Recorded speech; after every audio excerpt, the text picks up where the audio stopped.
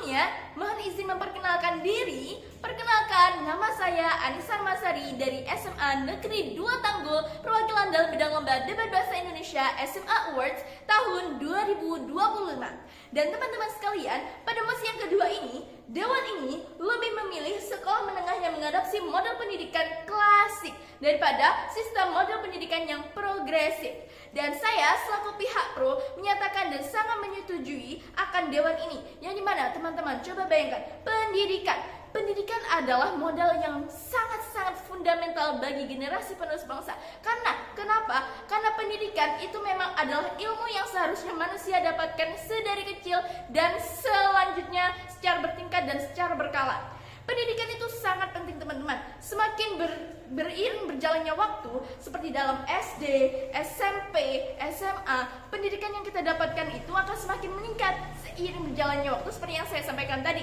Yang dimana pada SD mungkin pembelajaran atau ilmu-ilmu yang kita dapatkan masih ilmu-ilmu yang dasar. Kemudian bertingkat di SMP, naik lagi di SMA, maka pendidikannya juga akan semakin berbeda.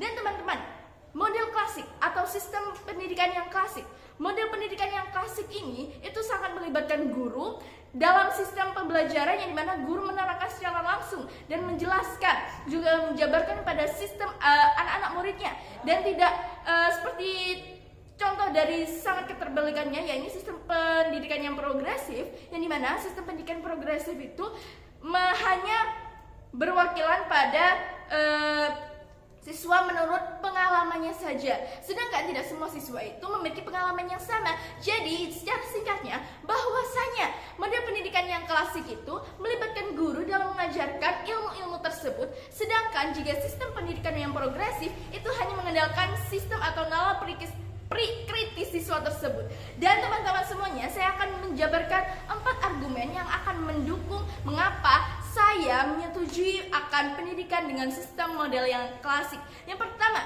guru dapat bekerja dan ikut serta dalam atau ambil peran dalam mendidik siswa, mendidik generasi penerus bangsa menjadi generasi yang emas. Mengapa begitu? Karena jika guru hanya melibatkan atau memerankan siswa untuk belajar sendiri, sedangkan siswa itu juga memerlukan bimbingan dari guru, seperti yang akan saya jabarkan setelah ini.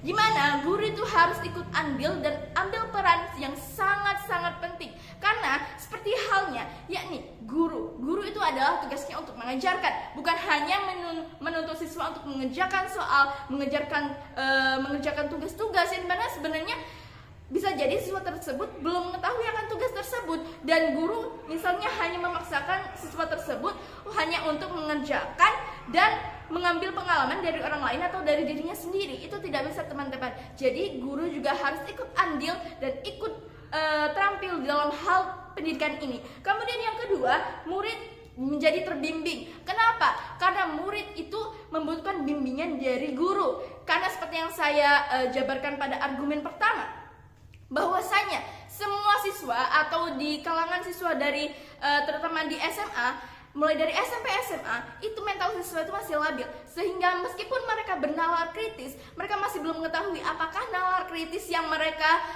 ikuti alurnya ini merupakan nilai kritis atau pikiran kritis yang baik atau malah menjerumuskan pada hal yang buruk. Karena bisa jadi nalar kritis setiap siswa itu berbeda-beda. Ada yang merupakan nalar kritis siswa yang benar-benar sangat liar, sehingga bisa merujuk pada hal yang benar-benar buruk atau menjerumuskan ia pada hal yang kurang baik seperti itu. Dan untuk masa depannya, yang bisa jadi ke masa depannya itu juga berdampak sangat buruk pada siswa atau murid tersebut, sehingga murid di sini akan jadi terbimbing dengan sistem pembelajaran klasik, yang dimana guru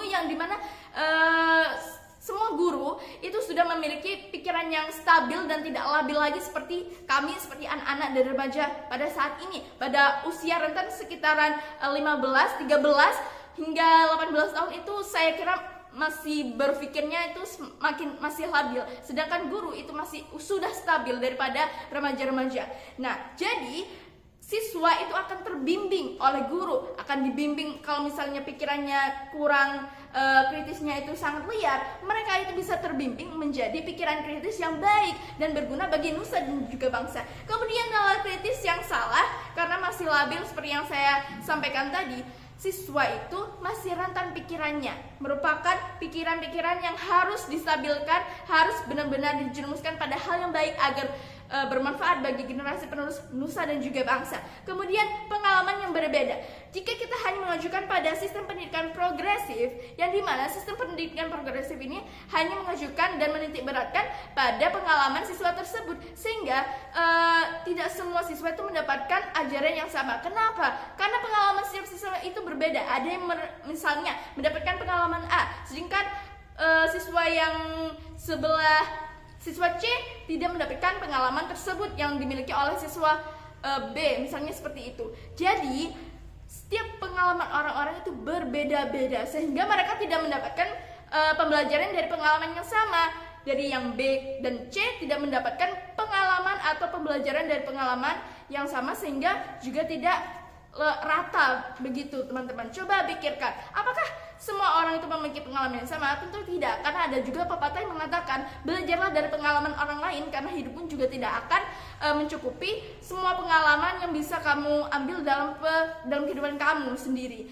Nah, kemudian jadi kesimpulannya, saya sangat menyetujui program pembelajaran dengan sistem klasik yang melibatkan guru, karena sistem pembelajaran klasik itu lebih efektif dan juga tidak lekang masa. Tidak lekang masa apa maksudnya? Jadi jika hanya sistem pendidikan progresif, itu siswa akan cepat lupa, seperti tren-tren masa kini yang hanya baunya itu hanya sekelibat mata saja, sehingga nanti tertiup angin itu akan hilang. Sedangkan jika siswa benar-benar belajar dengan sistem pendidikan yang klasik, diajari dan dibimbing benar oleh guru secara rutin, itu maka siswa akan otak siswa itu akan merekam semuanya, meskipun tidak semua, tapi itu rekamannya akan tetap ingat dan tidak mudah terlupa atau hilang seperti pembelajaran dalam sistem progresif.